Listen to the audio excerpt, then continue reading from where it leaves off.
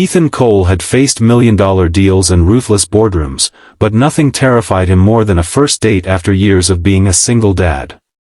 His assistant had set it up, a quiet dinner at a cozy cafe downtown.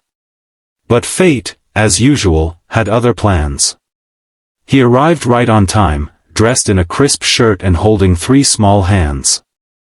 His 6-year-old triplet daughters, Lila, Rose, and Mia, refused to stay with the babysitter that night. "We want to meet Daddy's friend," they'd insisted, their big brown eyes impossible to resist. When Emma, a young nurse with kind eyes and tired scrubs, walked in, she froze. "You brought backup," she joked softly.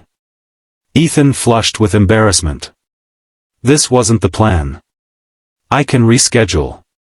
But before he could finish, little Lila tugged Emma's sleeve. "Are you gonna be our new mommy?" The table went silent. Then, to Ethan's surprise, Emma laughed, not the awkward kind, but warm and genuine. "Only if your dad behaves," she said, winking. Dinner turned into spilled juice, giggles, and napkins folded into hearts. For the first time in years, Ethan didn't feel like a CEO or a man defined by loss. He was just a dad, sharing a meal with someone who didn't mind the chaos. As they left, one of the girls whispered to Emma, "You made Daddy smile again." And that night, Emma couldn't stop thinking, maybe this mix-up wasn't a mistake at all. Emma hadn't meant to stay that long. What was supposed to be a polite dinner turned into 3 hours of laughter, spilled cocoa, and bedtime stories shared over dessert. When Ethan finally walked her to her car, the triplets waved from the window, shouting, "Good night, Miss Emma." She drove home smiling, but her smile faded the moment she pulled into her small apartment complex and saw the overdue rent notice taped to her door. Her paycheck as a pediatric nurse barely covered the bills, and yet she never regretted choosing her patients over a higher-paying hospital job. She'd always believed kindness mattered more than money. The next morning, at the children's ward, she was surprised to see a familiar face. Ethan stood by a little boy's bed, holding a stuffed bear. He wasn't in his tailored CEO suit, just jeans and a soft look in his eyes. "He's my employee's son," Ethan said quietly. "Cancer treatment. The insurance isn't enough." Emma's heart softened. "I know," she whispered. "I've been caring for him." They spent the next few hours together, helping the boy smile again, 2 people from different worlds joined by compassion. Ethan watched Emma kneel beside the child, her gentle voice calming his fear, and something shifted inside him. That evening, as they parted, Ethan hesitated. "Emma," he said, "you didn't run when you saw my chaos last night. You stayed. And today, you made me see life again." Emma smiled, her tired eyes glowing. "That's what nurses do. We stay." Ethan didn't know it yet, but that moment marked the beginning of something more than gratitude. It was the start of healing, for both of them.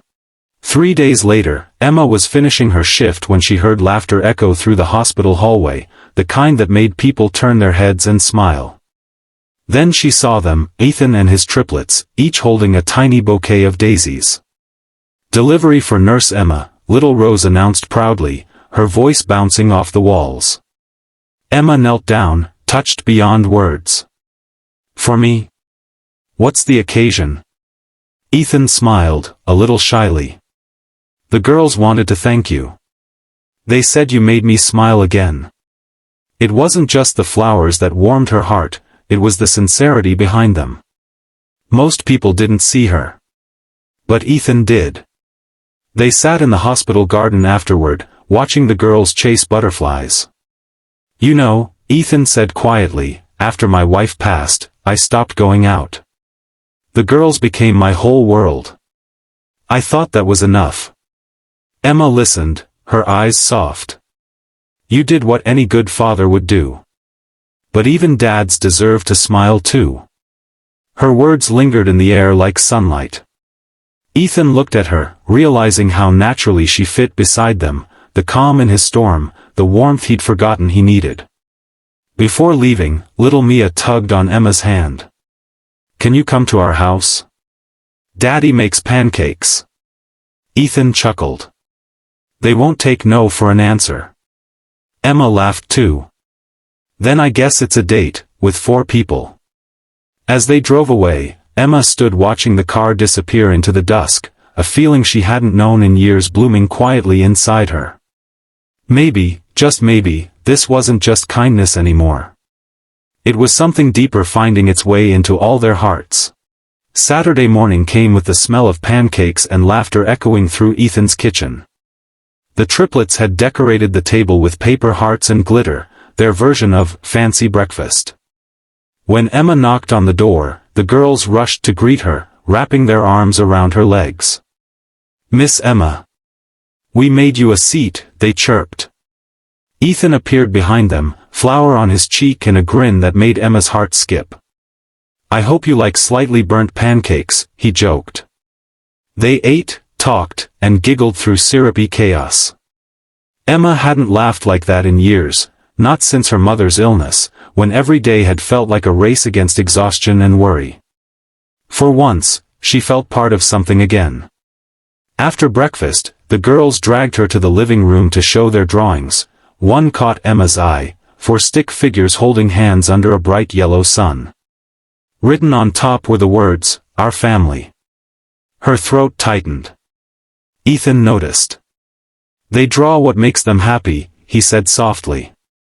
Later, while the girls played in the yard, Ethan handed Emma a cup of coffee. "You've brought light into this house," he said. "I didn't realize how quiet it had become, until you laughed here." Emma met his eyes, her heart fluttering. "And you've reminded me that kindness still exists, not the kind that asks for anything, but the kind that gives." For a moment, the world stilled, 2 people carrying pasts filled with pain, finding comfort in shared silence. Then one of the girls shouted from outside, "Daddy! Miss Emma! Come play!" They looked at each other and smiled, knowing that whatever this was, it was beginning to feel like home. Weeks passed, and Emma became a regular at the Cole household, movie nights, pancake Sundays, even bedtime stories. What began as a mix-up had turned into something that felt like destiny unfolding in slow motion. But one rainy evening, as she packed up to leave, Ethan stopped her by the door. "Emma," he said softly, "the girls have something to ask you." 3 tiny voices called out together, "Miss Emma, will you stay forever?" Emma froze. Her eyes welled up as she looked at their hopeful faces, the faces of children who had already lost a mother and were afraid of losing again. Ethan stepped closer. "You don't have to answer right now. I don't want to lose you either." Tears slipped down her cheeks. "Ethan, I came into your lives by accident," she whispered. "But somewhere between spilled juice and pancake mornings, I found the family I never knew I needed." He took her hand gently. "Then stay. Not because we need you, but because you belong here." Outside, the rain eased into a soft drizzle. Inside, Emma knelt, hugging the triplets as they squealed in joy. Ethan watched, his heart full for the first time in years. Later that night, as the girls slept and the house grew quiet, Emma looked around, the laughter, the warmth, the love, and whispered to herself, "I stayed." Because sometimes, love doesn't arrive in grand gestures or perfect plans. Sometimes it comes disguised as a blind date gone wrong, and ends as the family you were always meant to find.